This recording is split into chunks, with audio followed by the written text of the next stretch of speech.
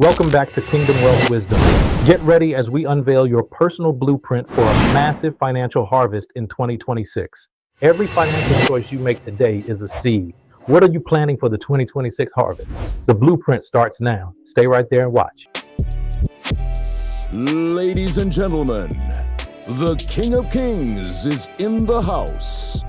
Warriors, take your positions. And let's get ready to prosper. Hello, warriors and kingdom builders. I'm Nathan Weaver, Executive Director and founder of Petra Worldwide. Welcome back to Kingdom's Wealth and Wisdom.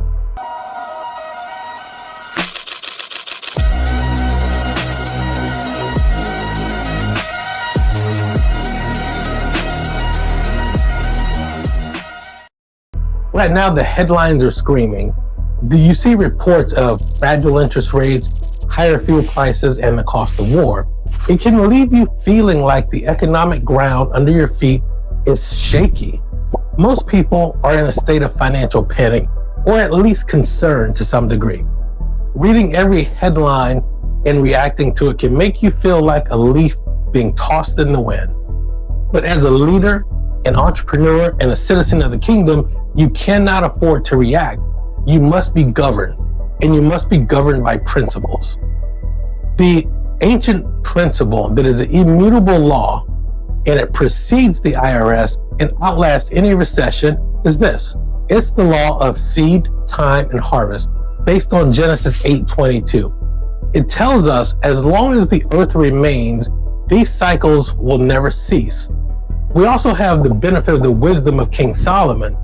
We know that he shared with us there's a season for everything, Ecclesiastes 3:1. And that he also shared there's nothing new under the sun in Ecclesiastes 1. So if you are in a situation where you are looking at your current bank balance and you're looking at your debt, you're looking at your business growth, and you see empty shelves, I have one question to ask you. What did you plant? What seed did you put into the ground? And what ground did you plant the seed in? As Solomon reminds us, there's a season to plant and a season to harvest. You cannot reap a financial peace of mind if you spent the last season with impulsive consumption or social media theatrics. We're going to go a little bit deeper today. So for the next few minutes, we are going to retool your agricultural strategy and give you tools for the modern economy. We're going to identify your seed, help you manage your time, and prepare you for a harvest that hasn't and doesn't just make you rich, but it will make you wealthy for generations to come. So in the first phase, we have to take a look at the seed. In a biblical sense, the seed is the beginning of all increase in your life. Your seed is your disposable income. It's the gap between what you earn and what you need to survive. Now, you've got to be clear on your definition of survive. This is the essentials, the basics. The world tells us that gap, that seed, is for spending. The kingdom tells us that seed is for planting. So you have to be careful and make sure that we're paying attention and we're planting what needs to be planted, and we're not spending the seed that should be planted. I refer to this as eating your seed. So in prior episodes, we talked about the myth of logomania. You know, we see lots of people that will eat their seed. They get a small win in their business and they immediately go out and they buy that luxury watch or that designer bag. They're trying to look rich. We've talked about that before in the episode, $1 Billion Habits That Keep You Busted. But we found that these luxury items are really invisible to most rich people. They don't pay these things much attention. You really have to think about the seed, because the word also provides us with clear illustration and distinction of bread versus seed. So 2 Corinthians 9:10, it tells us that God essentially provides both. He provides bread. The bread is for eating. This is the provision. Your provision is for you to enjoy now. You need sustainability, need substance in this moment. The moment today You provide it with your substance. That's for today. But you're also provided with seed for planting. That's your investment. Think of it as your investment. So as you look at your disposable income, look at what's truly your seed, and don't fall into the trap of consuming your seed. There are lots of ways to set yourself up so that you can create a value added situation in your savings and your investment that allow you to plant that seed on solid ground that you don't have to worry about it. We're going to talk next about the most difficult phase of this, and that is the period of time. We said seed, we defined it. We said now time. Time is the part that destroys most people. Phase 2 is the most difficult, time. It's the most difficult because everybody's impatient, and we know that. The Bible says seed, time, and then harvest. It doesn't say you get to go from seed to harvest, which is the reason that you may find yourself in the prior situation looking at an empty shelf, i.e. your bank account. There's always a gap. This is where most people dig up their seed. They invest for 3 months and they don't see a tenfold return and they quit. Or they start a business and they hit a dry spell and they immediately close the doors. There are tools and strategies to help you survive the time phase, because you need to be equipped in order to survive. To survive the time phase, you need emotional governance. We teach our KingLife members the 24-hour rule. Just one rule, one principle we teach, and we hold our KingLife members accountable to that principle. And the principle essentially is this. If you are making a non-essential purchase over $100, you must wait at least one sunset or a full 24-hour period to move forward. That kills the impulse and it protects your seed. Otherwise, the impulse to move from seed to harvest, to go and dig up your seed and make that impulse buy, could be overwhelming.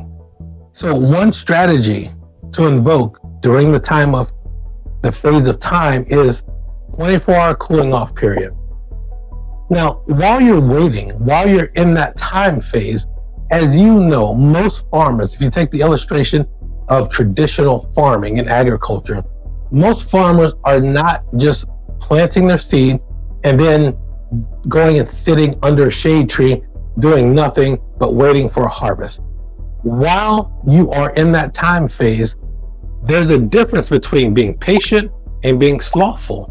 That's the other side of this coin. The difference is going to be beneficial once your harvest comes in.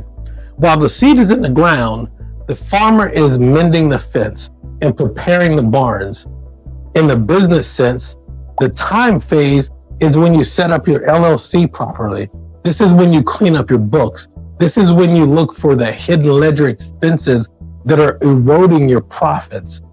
This is your preparing for the treasury and the treasure that you are about to receive. When the harvest comes, you will be well prepared for that harvest. And that's what's illustrated here.